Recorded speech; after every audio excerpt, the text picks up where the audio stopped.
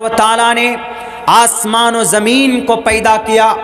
آسمان و زمین کو پیدا کرنے کے بعد بین السماء والارض، آسمان و زمین میں اور انڈر دا ارتھ، اور زمین کے اندر اللہ نے گیس، زمین کے اندر میں سونے چاندی، زمین کے اندر لوہے تانبے، زمین کے اندر پیٹرول تیل ڈیزل، ان تمام چیزوں کو اللہ نے پیدا کیا. ان تمام چیزوں کو استعمال کیسے کرنا، نکالنا کہاں سے، اس کی کھوج کیسے کرنی ہے، تو ان تمام چیزوں کے اوپر قابض کرنے کے لیے اللہ تبارک و تعالیٰ نے انسان کو پیدا کیا. اور اس انسان کو صرف پیدا نہیں کیا بلکہ عقل دی. وعلم آدم الاسماء، اس عقل کی روشنی میں، اس تعلیم کی روشنی میں، اس ایجوکیشن کی روشنی میں وہ پتہ لگا پائے کہ زمین کے نیچے گیس. ابھی ہم لوگ آسام گئے تھے، وہاں ایک مدرسہ ہے دارالعلوم باسکندی، اس کے آگے کا جو حصہ ہے ہم نے دیکھا ہے تو وہاں پر کیمپ گھیرا ہوا ہے. ہم نے پوچھا کہ یہ زمین کن کی، انہوں نے کہا کہ یہ زمین مدرسے کی تھی، گورنمنٹ نے لے لی. کیوں جی؟ وہاں سے گیس نکلا ہے. تو کھوج کون کرتا ہے؟ جو پڑھا لکھا ہوتا ہے، جو سائنٹسٹ ہوتا ہے، جو ودوان ہوتا ہے. وعلم آدم الاسماء، تو اللہ تبارک و تعالیٰ نے آدم کو تمام چیزوں کی تقریباً جانکاری دی. اب جانکاری دینے کی بات، وعلم آدم الاسماء كلها ثم عرضهم على الملائکہ، پھر فرشتوں کے سامنے کہا اپنے آپ کو تم سمجھتے ہو نا کہ ہم ہیں، نوری مخلوق ہے، اور ہم سے بڑا اس دھرتی پر کوئی نہیں، اس سنسار میں، اس جگت میں کوئی نہیں ہے. یہ گمان مت کرنا، تم سے بھی زیادہ بڑا تمہارے سامنے یہ دیکھو انسان آدم علیہ السلام. کیوں جی؟ ثم عرضهم على الملائکة فقال انبئونی باسماء هؤلاء ان کنتم صادقین. کرو مقابلہ، ڈیبیٹ کرو. ارے یہ تم سے بیٹر اس لیے ہے کہ دنیا کے تمام چیزوں کے علوم فنون کو جانتا ہے. اگر مقابلہ کرنا چاہتے ہو تو تم بھی آؤ اس کے سامنے میں. تو جانکاری، ایجوکیشن کی وجہ سے، تعلیم کی وجہ سے اللہ تبارک و تعالیٰ نے انسان کی فضیلت بڑھا دی. کن کے سامنے؟ فرشتوں کے سامنے. اس کے بعد پھر کہا جاتا ہے فرشتوں سے کیا کریں گے؟ سجدے کرو، سب کے سب سجدے کرو، اس لیے کہ تم سے بڑا ہے، تم سے بڑا ہے تو سجدے کرو. آرڈر تھا اللہ کا، سب کے سب نے سجدہ کیا. سارے جھک گئے سجدے کرنے لے. اللہ کا آرڈر تھا. فرشتے وہی ہوتے ہیں جو اللہ کے سامنے اپنے آپ کو جھکا دیتے. اس لیے کہا گیا کہ فرشتوں جیسی صفات پیدا کرنے کی کوشش کرو. فرشتہ تو نہیں بن سکتے، لیکن مثال ہے کہ فرشتے اللہ کی نافرمانی نہیں کرتے تو ہمیں اور آپ کو بھی نہیں کرنا چاہیے.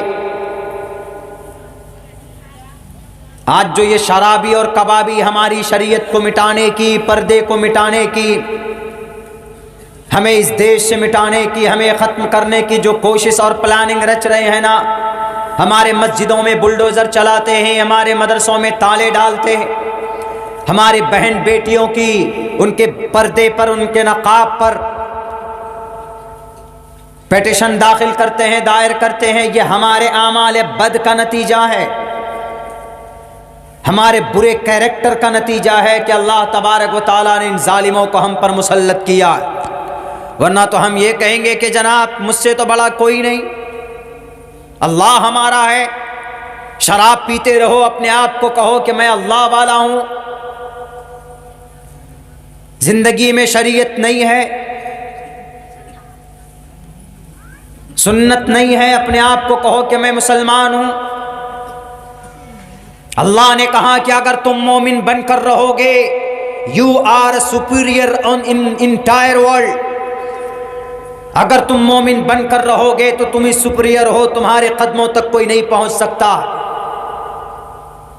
اور آج ہم ذلیل ہو رہے ہیں، جہاں جو چاہتا ہے تو داڑھی پکڑ کر مار دیتا ہے، کیوں نہیں ہمارے اندر روحانی طاقت ہے، ہمارا ایمان اتنا مضبوط ہے کہ اگر کوئی ہم پر ظلم و تشدد کرے تو بھارت کے سمویدھان کے اعتبار سے اس کو منہ توڑ جواب دیا جائے۔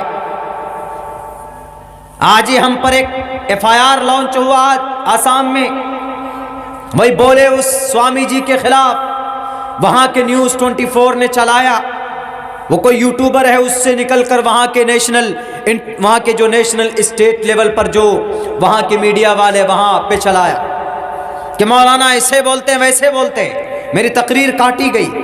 ابھی 17 تاریخ کو جو کھڑگپور میں جو میری تقریر ہوئی تھی اسی کا پیچھے کا حصہ کاٹ کر آگے کا حصہ چلایا۔ میں نے کیا بولا تھا؟ میں یہ بولا تھا کہ جب انگریز آیا تھا، مسلمان ہر دن فجر کی نماز کے بعد سر پہ کفن باندھ کر ہاتھ میں تلوار لے کر آ جاتے تھے میدان میں، سڑکوں پر۔ جیسے کوئی معاملہ ہوتا ہے تو کلیا چک والے آگے ہوتے ہیں الحمدللہ اپنا حق لینے کے لیے، پہنچ جاتے ہیں ہائی وے پہ، ایسے پہنچ جاتے تھے۔ تو کسی نے پوچھا کہ ان مسلمانوں کو کیا ہو گیا ہے، ہر دن آ جاتے ہیں لڑنے کے لیے، مقابلے کے لیے، وجہ کیا ہے؟ طاقت کہاں سے ملتی ہے؟ انرجی کہاں سے حاصل کرتے؟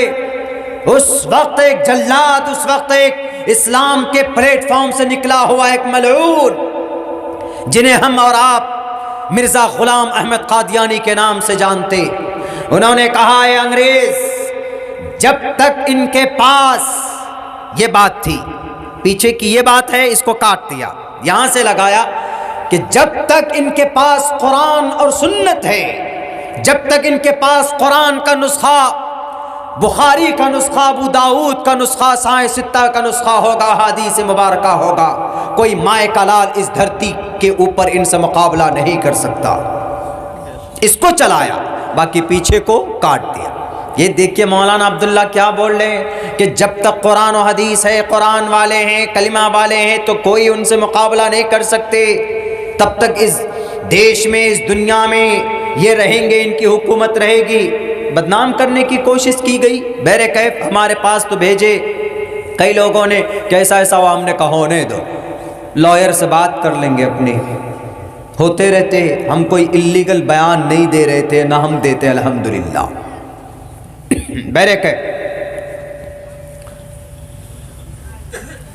تو اللہ تبارک و تعالیٰ نے آرڈر دیا کہ سجدہ کرو، سب نے سجدہ کیا، سب نے سجدہ کیا۔ ابا واستکبر، ابا واستکبر، ایک نے، ابلیس، شیطان کا دادا پر دادا، ابا واستکبر وکان من الکافرین، انکار ہی نہیں کیا، تکبر بھی کیا۔ کیا بولتا ہے؟ ہاں میں چودھری صاحب ہوں، میں سجدہ کروں گا۔ یہ خلقتنی من نار وخلقتہ من طین، ان کو مٹی سے پیدا کیا اور ہم کو پیدا کیا آپ نے کس سے؟ آگ سے۔ والجان خلقناہ من نار، من نار وسموم، آگ میں آگ لگاتے ہیں، اس کے اوپر جو لپٹ ہوتی ہے، وہ جو شعلہ ہوتا ہے، اسی من نار وسموم، اسی کو بولا جاتا۔ اس سے پیدا کیا کس کو؟ والجان، جنات کو۔ خلقتنی من نار وخلقتہ من طین، قرآن میں دوسری جگہ پر ہے کہ ان کو آپ نے مٹی سے پیدا کیا، اور مٹی کی کیا خاصیت ہے؟ آپ ماریے آسمان کی طرف تو مٹی واپس نیچے آئے گی، اور آگ کی کیا خاصیت ہے؟ اس کو جتنا دبائیے تو وہ آگ کدھر جاتی ہے؟ اوپر کی طرف جاتی ہے۔ خلقتنی من نار وخلقتہ من طین، امپاسبل، کیسے میں ان کو سجدہ کروں؟ یہ مٹی سے بنے ہوئے انسان ہے، میں ان کو سجدہ نہیں کر سکتا۔ واستکبر، تکبر کیا، میں بڑا ہوں، میں نے آپ کی اتنے 100 سال تک عبادت کی ہے۔ ابلیس کا مطلب کیا ہوتا ہے؟ نا امید۔ ابلیس کا معنی نا امید، اسی لیے انسان کو اپنی زندگی میں کبھی بھی نا امید نہیں ہونا چاہیے۔ جب آدمی نا امید ہو جاتا ہے تو وہ پھر اس کو ابلیس قریب کرتا ہے کہ آ جاؤ، تمہیں بھی میری طرح، میری نام کی صفت تمہارے اندر ہے، میرے نام کا معنی تمہارے اندر ہے، قریب کرتے کرتے اس کو پھر بہکانے کی کوشش کرتا۔ ابا واستکبر وکان من الکافرین، انکار کرنے والوں میں سے ہو گیا کہ نہیں کر سکتے، ہم سجدہ نہیں کر سکتے، اٹل گیا، نہیں کیا۔ تو اللہ تبارک و تعالیٰ نے کہا جاؤ، نکل جاؤ، فخرج منها فإنك رجيم وإن عليك اللعنة إلى يوم الدين. To the day of judgment تم پر لعنت برستی رہے گی. اور جاؤ, گیٹ آؤٹ فرام ہیئر, تم یہاں سے نکل جاؤ ہمارے نظروں کے سامنے سے. اتنے 100 سال, اتنے دنوں کی محنت, عبادت, لیکن ایک پل میں, ایک آرڈر کو نہ ماننے میں اللہ تبارک و تعالیٰ نے اس کو راندہ درگاہ کر دیا. چلے جاؤ تم میرے نظروں کے سامنے سے. اللہ تبارک و تعالیٰ سے پھر مہلت مانگی, طاقت دی کہ اللہ میں طاقت دے, تو جن کی وجہ سے تو نے مجھے نکالا ہے اتنی طاقت دے. ایک ایسے معین مدت تک اللہ نے ان کو طاقت دی کہ جاؤ تم پوری طاقت آزما لینا ابلیس. اسی لیے ابلیس کے بارے میں کہا جاتا ہے کہ وہ اتنی تیزی کے ساتھ دوڑتا ہے جتنی تیزی کے ساتھ وہ, ان کے اندر اتنی طاقت اللہ تبارک و تعالیٰ نے دی ہے کہ آپ کے خون کے اندر بھی پیوست ہو سکتا ہے, آپ کے رگوں کے اندر سما سکتا ہے, آپ کی خون کا شکل اختیار کر سکتا ہے ابلیس. اتنی طاقت اللہ نے ان کو دی. لیکن اللہ نے کہا کہ جاؤ, ربی بما اغویتنی لأزیننہم فی الارض.